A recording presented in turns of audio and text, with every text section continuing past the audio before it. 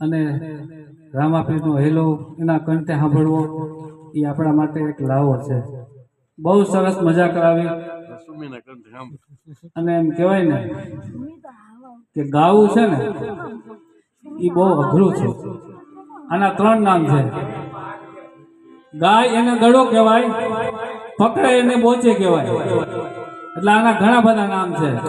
પણ એક જગ્યાએ મને સંચાલકનો દોર ફોપ્યો હતો અને એવી રીતે એક બેનને મેં રજૂ કર્યા હતા કે કોઈ હવે થયો તો માળો કરું તો શીતલબેનના ગળામાં જ કરું, એને વાણે નહીં વર્તારો, જીભને વર્તારો. તો બાપા ઉભા થયા. એ કે તો એ બચ્ચા એમાં જ મૂકશે ને. એટલે મેં કીધું હવે તમે ઘેરે જ રહેજો, આવતા નહીં. 60 વર્ષે ભાઈ ન આવે તો ન આવે, કારણ કે આ તો બધા અંદરના સંસ્કાર છે.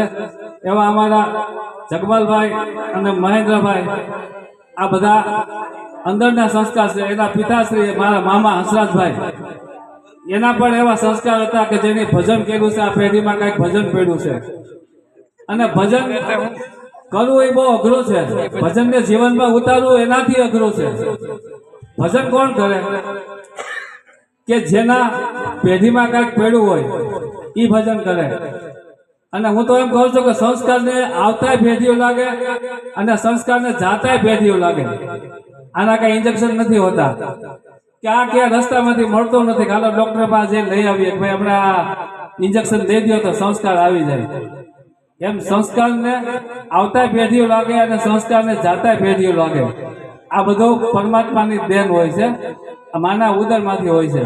એટલે કવિને કેવું પડ્યું ને કે મોઢેથી બોલું માં તો મને હાથે નાનપણ સાંભળે, મોટપની મજા મને કડવી લાગે કાગડા.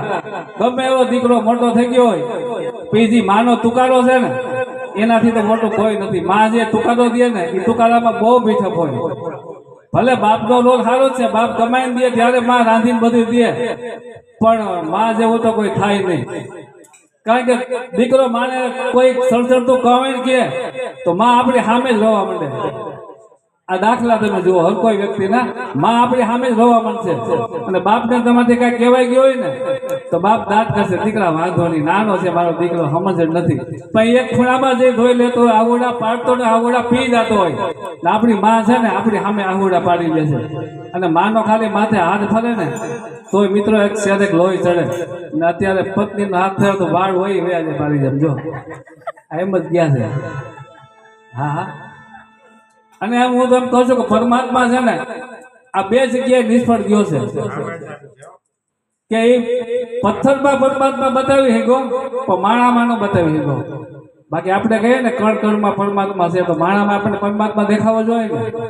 જે આપણે ટાકડે ઘા કરીને હાથે મૂર્તિ બનાવી છે અને હાથે જે બધું કર્યું છે એમાં આપણે દર્શન કરવા જાય, એમાં આપણે પરમાત્મા દેખાય, પણ માણામાં પરમાત્મા નથી દેખાતો.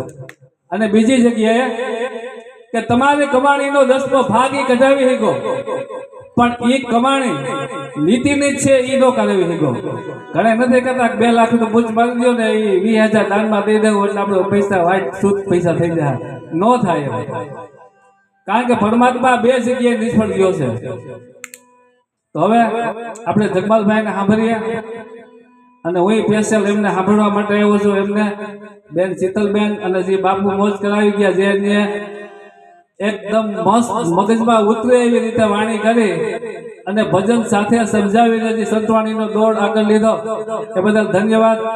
જય રામાપીર. ધન્યવાદ.